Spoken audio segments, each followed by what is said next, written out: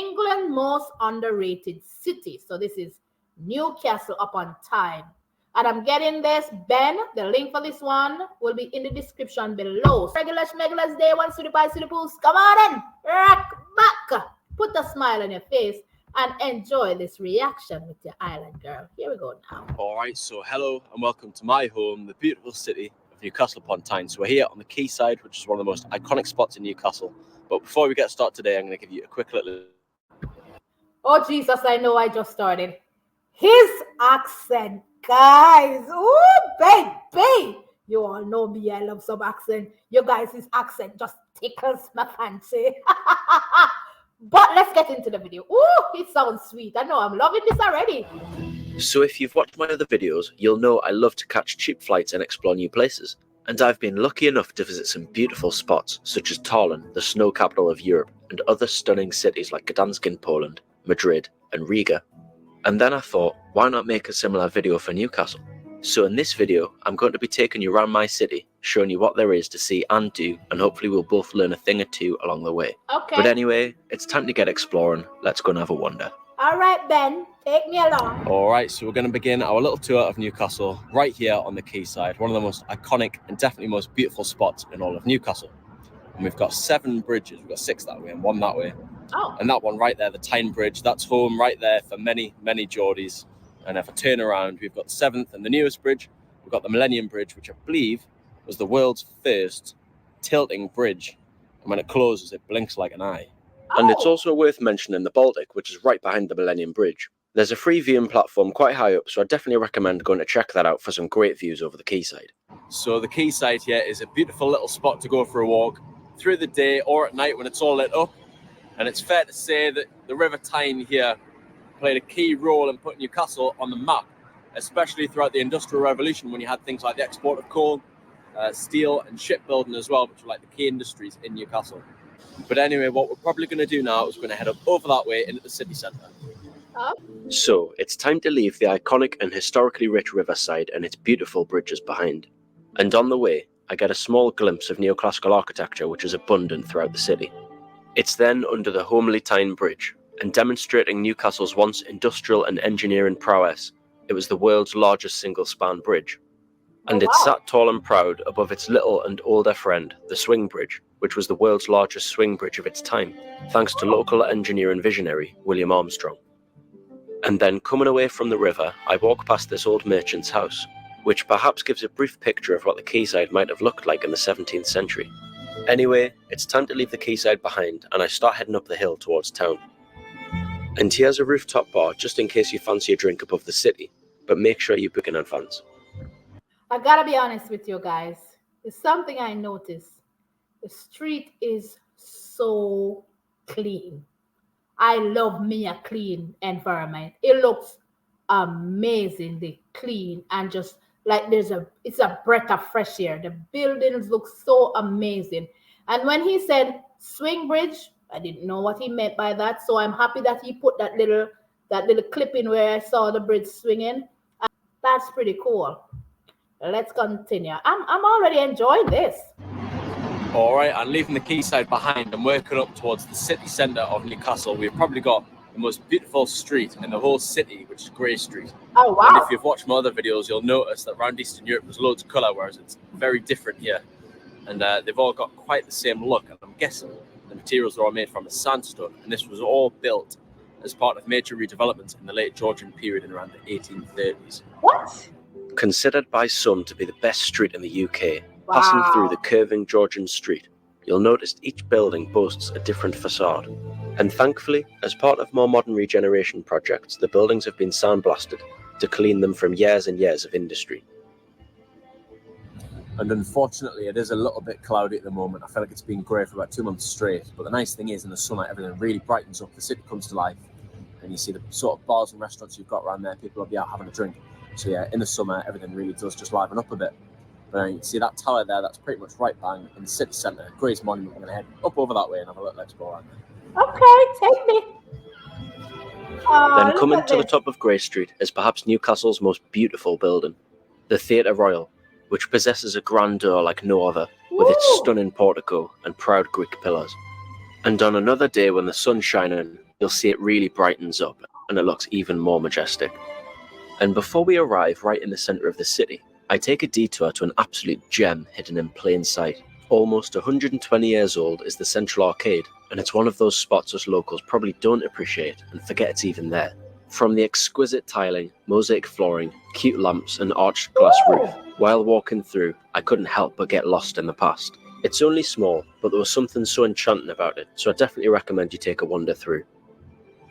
Alright, so here we are, we've made it right into the city centre of Newcastle upon Tyne. You can see that big statue there, that is what we call monument locally, and it is the statue of Charles Earl Grey. And it's funny really, because walking around, I've lived here my whole life, but actually when I look around and take it all in, it really is a beautiful, beautiful place. Yes. As the very centre and the main meeting place of Newcastle, it was quite quiet on this early Friday morning, but I can promise you it'll certainly liven up by the night time, with Newcastle being famous for its nightlife. Look at that. Alright, there's still going to be plenty of things.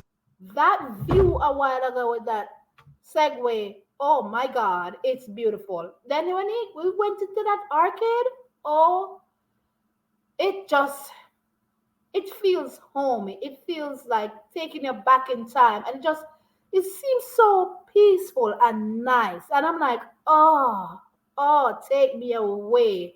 And as you know, the accent is just, take me, Ben, take me wherever you go. I can listen to him all day long. But the view, I love the beige look on the brick walls going down. It's just in unison, and I'm telling you, it takes your breath away. I'm not gonna lie, I really love this. There's left to see in this video, but now we're going to be headed to one of the most important places in the whole city for us Geordies. Let's go. Okay. And on the way to this special place, I pass what we call Hippie Green, but ironically it's now probably more full of druggies and local misfits. And as I continue walking along, I spot some strange murals which I've never noticed in my entire life. So just when I was thinking of making this video and preparing and starting to do research, it's funny really, because I actually start to look around. I'm in the city centre nearly every day, and there's a lot of Geordies who probably just don't pay attention to any of the stuff like this. So we've got the old town walls here, which were built in the late 13th century, I believe. So they've stood there for about 650 years, and you just don't really appreciate that it's actually there. And then you've got a nice little Chinese arch just there, which is the entrance into Chinatown, which is kind of just behind here. But more importantly, like I said, one of the most important things in the city, right here, we've got the beautiful, beautiful St. James's Park, the home of Newcastle United.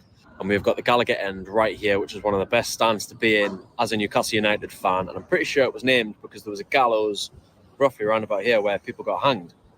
But I thought I'd give you a little bit of an idea of what it's like as a Geordie, as a proud Newcastle fan, because football is so important for the people here. Big part of our culture. Okay. I'll give you a little idea of what it's like in St. James's Park. Okay.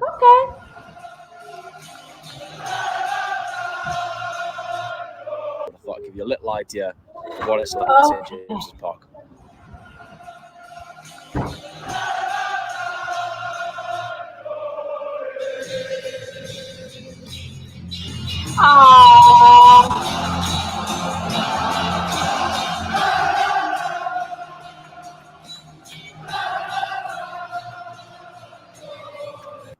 Although there's very little chance you'll actually be able to get a ticket, it might be worth doing a stadium tour, a rooftop tour, or even just experience the sea of black and white on a match day. Anyway, moving on from football, there's also numerous free museums and galleries you may want to take a look in. So first of all, we'll check out the Discovery Museum, which I hadn't been in since I was about 10. Oh wow. Inside, you can learn a thing or two about the region's past and influence on a global scale, with inventions such as the incandescent light bulb, the Davy lamp designed to prevent explosions in mines, and other pioneers such as George Stephenson and his son Robert, who were instrumental in inventing the locomotive train and the development of public railways across England. And I found out that Newcastle also boasts some other impressive engineering feats, like the Turbinia, the first steam turbine boat which demonstrated never-before-seen speeds at a Navy review and later revolutionised the Royal Navy fleet. Oh, and this magnificent ship, the Mauretania, among many others, were also built on the Tyne. I really found it fascinating and can't help but feel proud about how Newcastle has left its mark on the world. And from here, moving on to the next museum, I pass the Newcastle University campus, which has this lovely red brick building, and then make it to the Hancock Museum, Again, this one is completely free, and you can indulge yourself in the magnificent history of things like the famous Hadrian's Wall. I love that history is preserved so well. You understand? You see so much, you get to have that feel to see. I can appreciate stuff like that. When he talk about the stadium, I get it. You just hearing that song, la la. You know what I mean? I'm like, it felt so good. I can just imagine being in here, being in there, and hear the crowd going out and the people's voice bellowing out on their favorite team, whether they're winning or losing. It's just the atmosphere. And then the Discovery Museum, I just love the fact that, like I said, history is there and you can go and look at it and feel as if you were in that time and just be in awe of what came from Newcastle. It's just amazing to see. History is amazing. And they also have a pretty cool selection of animal exhibits which you can look at and enjoy. And I round off what's been a pretty long day exploring with another aimless wander. I find myself passing by a lovely World War I monument, and then onto Newcastle's High Street, Northumberland Street, where you also have the modern shopping centre Eldon Square. But hey, you can find shops everywhere, and there's much more to this city than just shopping. I like that. And to round off the day nicely, I end up at the bottom of Northumberland Street and I check out the Laing Art Gallery, and it's took me 23 years to discover it. Again, it was free and there was some fantastic artwork, but after a long day, it's time to head back and explore another day. Oh my word. I love All right, so that. good morning. I'm up nice and early this morning, and I did not expect this. It's snowing. Wow, what a lovely, lovely surprise. But anyway, we've got plenty more things to see and do today. Let's go. Let's All go, right, so guys. good morning. We're starting again in the city centre. We've got Monument just by me right here, but I haven't seen snow in the city centre for absolutely years. Woo! But anyway, the plan is we're going to head down over that way through Granger Town, and we've still got loads of things left to see today. And later on, I've got a lovely little surprise for you. Even you, Geordies, so stay along and stay tuned for that. Look at this view, There man. is still loads yet to explore today, but we begin by heading away from Gray's Monument and then wandering down Granger Street, and you can also find Granger Market here, which impressively was once the largest market in the country. Whoa. I'd recommend you add it to your list of things to do. And it's also a great spot to try some street food, browse through some of the local independent stores, and there is even the first and smallest Marks and Spencer's. And it still has its original sign from 1895. What? All right, so just leaving Granger Street behind, I kind of touched upon it a little bit, but Newcastle is also famous. We've got a massive reputation for being a party city, so we've got a great nightlife. Oh. Right here in the big market, there's loads of clubs and bars, but the whole city is absolutely full. So that's also a big appeal for a lot of people. But right here, this used to be a lively market, and I think it's named Big with a double G because there was a lot of barley sold, and the barley was called Big. And a nice little touch. Let's see if I can find it. On the benches here, there's something ingrained. Excuse the pun, but it's like a little bit of grain, which I thought was a nice touch to sort of commemorate that market. Yeah, we're gonna keep heading over that way. Oh, wow. And actually, just before we move on, I thought I'd show you a couple of pubs nearby. Perhaps you might want to visit Newcastle's oldest, the Old George, or the recently renovated miniature bar converted from Victorian toilets. Anyway, I gotta be honest. 1582, the oldest pub? Are you kidding me? That is just awesome. I can imagine the atmosphere in there. I can imagine people going there from when Whoopi killed Philo. They just been there, and that's been their spot.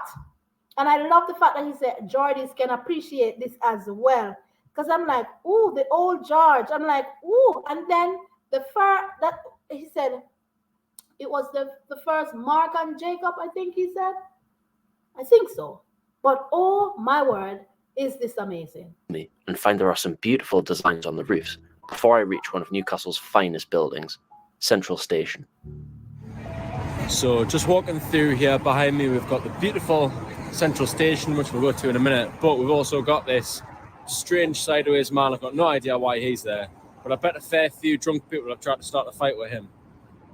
Then just along from the Grand Central Station, you can find a monument paying tribute to the famous George Stephenson, who hopefully you remember from earlier.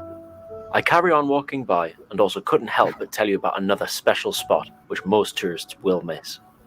So just past the Stevenson Monument and on the right you can find the Lit and Phil, or properly known as the Literary and Philosophical Society. It was formed 230 years ago, and thanks to them, here now stands the largest independent library outside of London. Anyone can just wander in and take a look inside, and this is even where George Stephenson and Joseph Swan demonstrated their inventions, the Davy lamp and the incandescent light bulb which I told you about earlier. Wow. Moving on, I head along Collingwood Street, which has some of the higher end bars and clubs, and at the other end there is another must-see spot. Alright, and now I think I've got to tell you a confession. So right behind me here we've got St. Nicholas's, or Newcastle Cathedral, and I've lived here my whole life and I have never been in once. And apparently it's lovely, so let's go in and take a look. Just outside is this imposing monument dedicated to Queen Victoria, and upon entering the church, I was surprised by its archaic yet timeless aura. Wow. There was a medieval-like wooden roof, with gorgeous stone pillars creating a series of arches, but really bringing the cathedral to life were perhaps the most beautiful stained glass windows I have ever seen. Wow. And other parts of the church were decorated with more intricate detail and decoration. And I can't believe that I've walked past this cathedral hundreds of times and never thought to look inside. So make sure that if you're passing by, head in and take a look inside. I always say this. It's something that I notice, not just for persons living in England, or it's a worldwide thing. A lot of people do not appreciate it's like they get used to the fact of living where they are, that they tend to don't have the appreciation for it anymore. Like like, or I should say, take it for granted.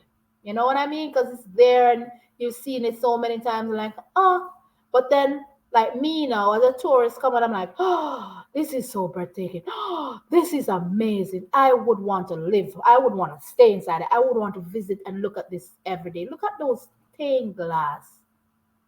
Oh my word. Those are beautiful. And that, like you said, medieval castle, the height of when you look up inside of the cathedral, it's amazing. And it does have that old century look, but then you gotta have that feel for it. It has that feel. It's gonna have that feel when you walk inside, and you're gonna be in awe. It's just, I ain't gonna lie, it's just awesome to see, man. It is so amazing to see. And just leaving the cathedral behind, and I've got another lovely little fact for you. So just behind me here, we've got Mosley Street, and I bet all these people who walk past here don't know that this was the first public street in the world to be lit by the locally invented incandescent light bulb. So I just find it absolutely fascinating that all this history is right here in Newcastle, and I never knew until like a week ago. But we're going to head towards the castle. And if you're like me as well, you might be wondering why Newcastle. It's called Newcastle. So when this was built in about 1180, I believe, they clearly weren't very creative and they just called it Newcastle. And so I'm guessing the town just sort of adopted the name after that. Okay. But anyway, we're going to head inside and take a look. And I believe you can also get up at the top, and hopefully there's some nice views. Anyway, let's go and take a closer look. Okay. And believe it or not, it's been about 16 years since I last came up these steps with my grandparents. It's crazy how when you live somewhere your whole life, it's so easy for it all to just blur into the background. Yep. Anyway, it was £10 to enter, which I couldn't believe. But let's carry on up the steps and take a look inside. Upon entering, you can obviously learn a bit of history about the castle. Woo. But really, I just want to see the views overlooking the city. But first, I got lost in the surprising amount of rooms within the castle. And it even had a really cool great hall. But to be honest, my attention span was running thin by now, so it's time to head up to the main reason I came. That means climbing up the stairs of this beautifully polished stone staircase, which finally brings me up to the best views in the whole of Newcastle. Rooftop view, huh? Alright, so we've just got to the top now. It cost me £10, which is expensive, but check these views out. Was it worth it? I think so. This is the best view you'll get of the city in Newcastle. So just for this alone, I'd recommend coming to the castle, coming to the top. And then right behind me here, you can see we've got some great views looking down at the St. Nicholas's Cathedral, which we've just been in. Yeah. And of course, the beloved St. James's Park. And also where the castle is now, the Romans had like a fort almost 2,000 years ago. And then I believe as well, the Romans also built the first bridge on the Tyne. So just where the swing bridge is, they made the first bridge called Pons Aelius, which stretched over that part of the Tyne there. Wow. Then what better way to finish off another long morning exploring than just enjoying the views?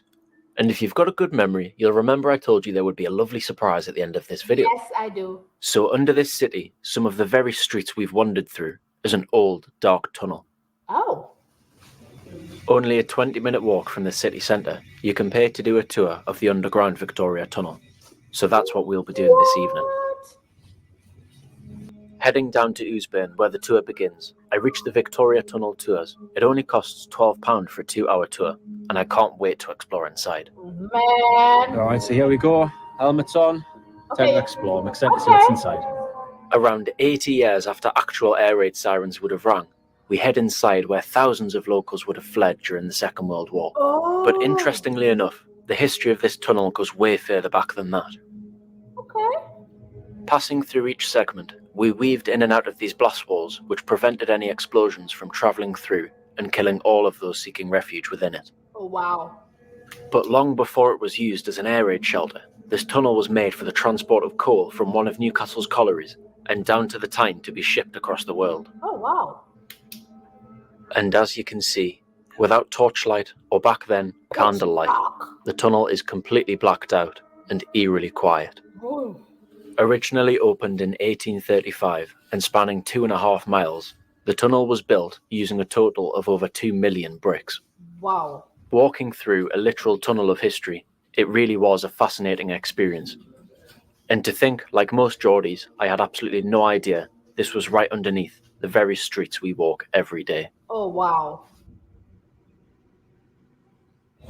All right, so I'm just back in the city centre. The snow's falling again, but I tell you what, I thoroughly enjoyed that tour. So shout out to Erica and Mal. Really good. I'd 100% recommend it. I'll leave a link down in the description below. But anyway, I really hoped you enjoyed exploring my city with me. So get yourself along here. Come and visit the Tyne. Thank you for joining me. See you next time. Adios. Adios. And if you enjoyed exploring my city with me, I think you'll love joining me on my other adventures. So feel... I did. I seriously did enjoy that. It's beautiful. It's amazing to just sit there and just go through and walk through and enjoy history, man. Like I said, it's amazing to just sit back and just think about, put yourself into that position of being there. It is so beautiful. I'm not gonna lie, it's a beautiful place. And that little gem, our little hideaway, that tunnel underneath the city, it's pitch dark, but like I said, history, man. Can you imagine walking underneath there without a guide, without any light? I'm just kidding, guys. No, I could not for a second. But it's worth it. $12, I think it's worth it to just have the experience. And even to go in the castle and go, that view from the top is amazing. $10, I think it's worth it as well. All of those free museum that he showed, amazing. I know I keep saying amazing, but I'm loving every minute of it. And then the stadium view, I ain't gonna lie, that to me, just the feel of it was just as amazing, just listening to them sing and everything. From left to right, the cathedral. It's these are places that people should visit just to have the feel of it and to feel as if you were back in time. And the arcade. I really did love the view of the arcade that he showed. Anyway, it's your island girl, and I'm running out of here. Thank you for watching. James.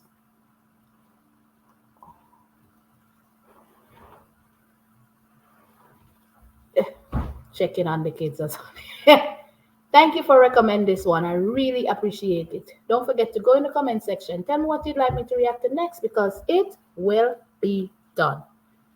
With that said, be good, be kind, be safe, love each other.